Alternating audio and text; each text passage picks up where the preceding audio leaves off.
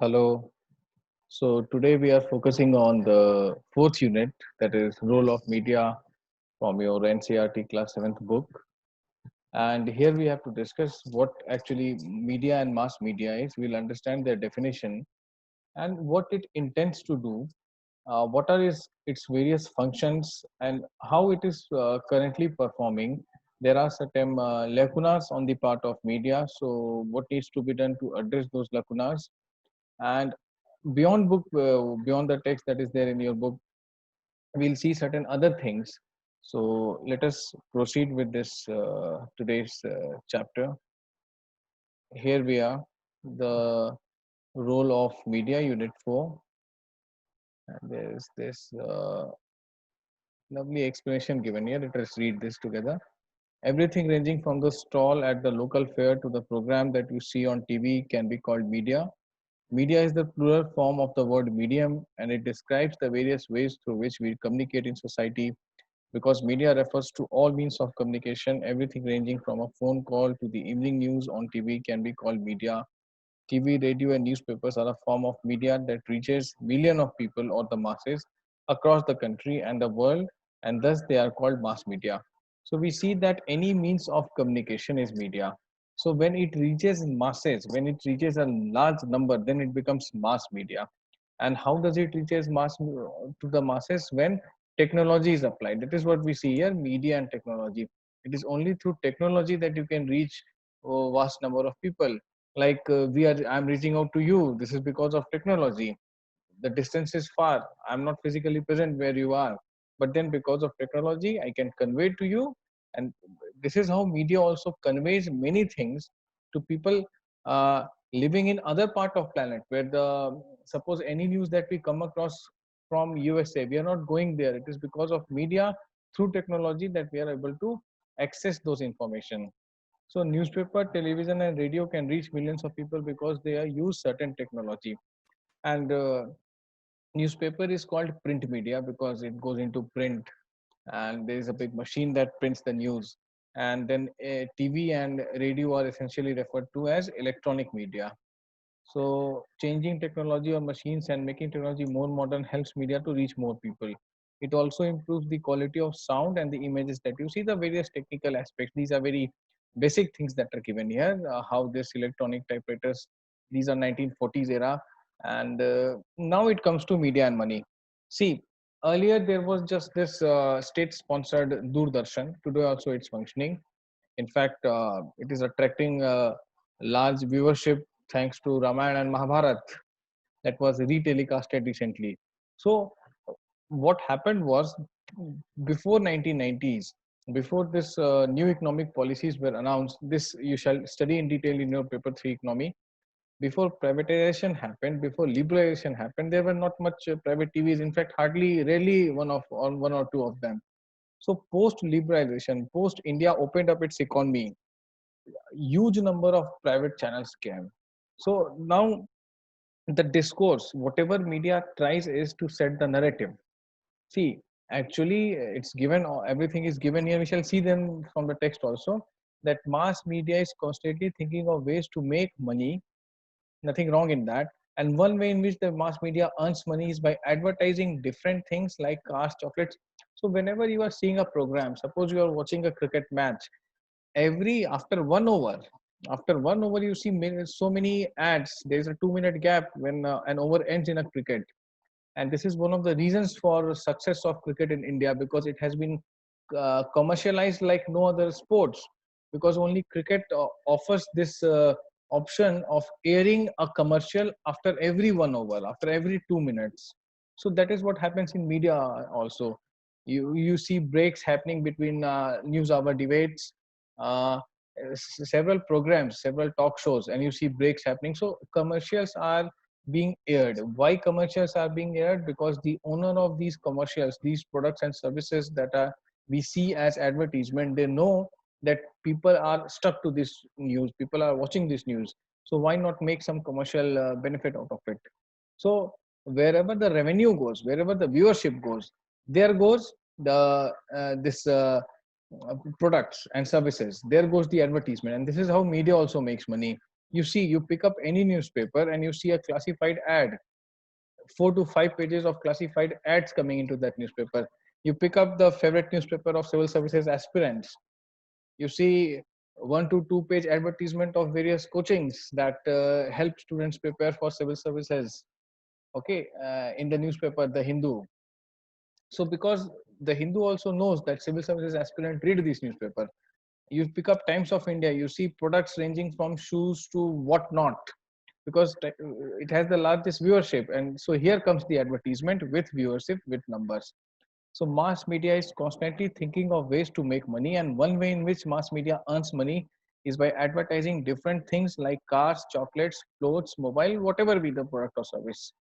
And you see, this is a typical news office. This is IBN 7, or no, that's being flashed here. Maybe some news channel here in Delhi or NCR. So what role media has in democracy? Media is rightly called the fourth pillar of democracy. First three being legislature, judiciary, and executive. So in a democracy, media plays a very important role in providing news and discussing events taking place in the country and the world. On the basis of this very information, the citizens can, for example, learn how government works. And often, if they wish to, they can take action on the basis of these news stories. So this is what ideally should happen. See, the role of media is to report, okay, report the obvious, report the way things have happened. But now mostly what happens is media is not reporting, media is telling its view. Okay, they are not reporting facts, they are telling their own views. You see more analysis than facts on every news channel. Either they are pro government or anti government. They should be neither. They should just present the view and let us form the opinion. But that is not happening. So this role that they had, that on the basis of this information citizen can learn how government works. Now this happens when media has credibility left. Now there is not much credibility left with mainstream media in India or anywhere in the world. You see a presser of American President Donald Trump. He does a press conference every week and he insults journalists to the core, calling them fake CNN, fake Fox News, so on and so forth, that I have done this, but you have said that. So this is what has happened. As I told you, opinions have taken over facts. But ideally what it should be, this is what this book tells us. So some of the ways in which they can do this is by writing letters to the concerned minister, organizing a public protest. So these are the old school of media, which focuses on things, the way, the reason for which media existed. And here there is given the emergency instance is given in this chapter itself. We shall discuss that also. So media must have a balanced media report. What do you mean by a balanced media report? See, uh, very good example given in your book. Crackdown on polluting factories, protesters block roads and disrupt traffic. This is from some India report INN. Closure of factories cause unrest. Daily News Service. Same incidents. There has been a closure and some people have agitated. Now protesters block road and disrupt traffic, crackdown on polluting factories, closure of, see how they intend to build the narrative. This is what I was referring to. This is what makes media lose their credibility. Whether closure of factories cause unrest or whether it was a crackdown on polluting factories or protesters blocked roads to disrupt traffic, is it there can be huge subjectivity in it. Ideally what it should do, it should prove the reason why the closure happened, whether there was a this there was a crackdown because these factories were cautioned by the government. So these things are missing. See the catchy headlines. So same incidents described differently by two different media outlets depending on their vested interests. So this is what is discussed, that the balance report is one that discusses all point of view of a particular story and then leaves it to the reader to make up their minds. As I told you that this is how it should be, but then rarely it is happening. And independent media means that no one should control and influence its coverage of news. No one should tell the media what can be included and what should not be included in a news story. And if that happens, if government intends to silence the media, then when the government prevents either a news item or scene from a movie or the lyrics of a song from being shared with the large public, this is referred as censorship. So this happens in movies. It should happen because at times movies in the name of artistic creativity can show you anything. There is a lot of vulgarity, there is a lot of things that can disturb the social order. So there is a censor board which watches that movie and recommends it, categorizes. Maybe it's an adult movie, maybe it's too much of nudity or violence into it. So people who are less than 18 years of age should not watch it. This is what censor board does. Or censor board can ask, please remove these scenes. This is too violent, or this contains too much of nudity, so please remove these things. But when it comes to media, and if government starts telling that do not air this news, do not talk about this, then media censorship is not good for democracy. And it happened during 1975 to 77. Mrs. Indira Gandhi declared emergency. Mr. Ik Gujral was the information and broadcasting minister. Now he resigned. This you will study in your paper one, post-independent consolidation, when you will talk about, you will study about emergency, because Mr. Sanjay Gandhi, the son of Indira Gandhi, told the minister, Mr. Ik Gujral, that I want to see everything that goes on air on Doordarshan. So Mr. Gujral said that you are not a minister, and I, being a minister, cannot do that. How can you do that? So Mr. Gujral had to resign, and later on, Mr. Gujral became the Prime Minister of India. You will study famous Gujral doctrine in international relations. So, see, and what happened was, as Mr. Gandhi and Mrs. Gandhi made sure that whatever goes on goes in the editorials, they will first approve it. So, media becomes the, you know, the lapdog of the government. There was one newspaper who stood against it. It was the Indian Express, which was managed by Mr. Ramnath Goenka. Now, what Mr. Goenka did, he said that I will leave the editorial space blank. You want me to show you what I want to write? This is what I'm writing. It's a blank piece. So Goenka was very much praised for his courage during emergency. The only newspaper of that time, that was Indian Express under Goenka in 75 to 77. So that was the worst form of censorship during emergency which country saw, and media was actually blacked out. Media was sanitized. So government does continue to censor films. It does not really censor the media's coverage of news. Despite the absence of censorship by the government, most newspapers nowadays still fail to provide a balanced story. The reason for this are complicated. Persons who research the media have said that this happens because business houses control the media.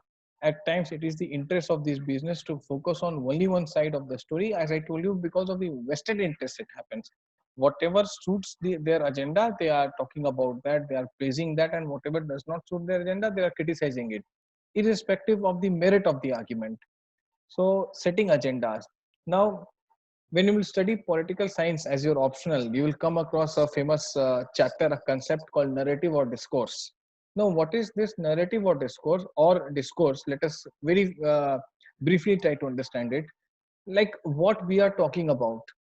What is the mood of the country? You are talking about it, you are reacting to it. This is what is called narrative or discourse. So, media used to shape the discourse. Media used to shape the narrative, what the country will discuss. Like today, suppose budget is being announced. Okay, so budget becomes the discourse. Prime Minister Modi ji announces a package, a 20 lakh crore package. So that becomes the discourse. The economic package becomes the Atmanirbhar Bharat, the self-sufficient Bharat becomes the discourse. You see, uh, arguments and debates happening on it for quite a 1 week or two. So this is what the discourse is. So media rightly is in a position to shape the discourse. What me and you will talk about, what we will discuss on, depends on media, what news it will share and air on their channels and their newspapers. So media drew our attention to alarming level of pesticide in cola and pollution things. So we are talking about these things because we read these things. The PM level has particulate matter has reached this much. The air quality has decreased. You know, there is so much of pollution in the rivers of North India. Now it has gone post lockdown, but the water of Ganga and Yamuna was very unclean. So we are talking about these things because we are reading about these things. We are hearing about these things from media. And again, there is this example given in this chapter that when your school, as you all know, this is a class 7th book. So the school's annual function might not be covered by media. No school functions are covered by media. But when a famous movie star turns up there as a chief guest, then that function will be covered by media. So again, you see the celebrity along with him brings up so much of advertisement because he endorses a particular product. They all want to be there, so the media also wants to be there. So again, what people want to watch directly shapes our narrative. So a citizen of a democracy, the media has a very important role to play in our lives because it is through the media that we hear about issues related to the working of the government. The media decides what to focus on, and in what this way it sets the agenda, it decides the narrative, it sets the discourse. Government can at times prevent the media from publishing story, and this is called censorship. Ideally it should not happen unless it's something against the this law, like you cannot publish every intelligence report, some covert military operations. There is something called official secret act. If anyone gets access to any such story which government is not willing to release at the moment, then that can be punished. So these are the various things that is given in this chapter. And one more thing I would like to add on, which is not here because it discusses only media. Social advertisement is given here, refers to advertisement made by the government on private agencies that have a large message for society. So like you see here, this small thing, this is what I wanted to discuss here. Facebook, YouTube, Twitter, Insta, Telegram. Now, the social media has actually challenged mainstream media. Social media has challenged electronic and print media. All these journalists are forced to come on social media. They all have their Twitter handles and they have their Facebook accounts. What happens is public questions them that this is what you said, but we found it to be false. So why are you engaging in propaganda? So now at times social media decides the narrative. There are Twitter trends, there are hashtags, and then instead of media deciding the discourse, it is the social media which is deciding the discourse. So the mainstream media is forced to fall in line. So social media has largely checked the functioning of mainstream media, although there is no accountability of social media. At times fake news comes through social media as well, but then it has given us people like you and me, we cannot every day write columns in newspaper, we cannot come on news debates, but we all can have our social media account and air our views. So it has actually deepened a democracy in this respect. So this is what we had to discuss today.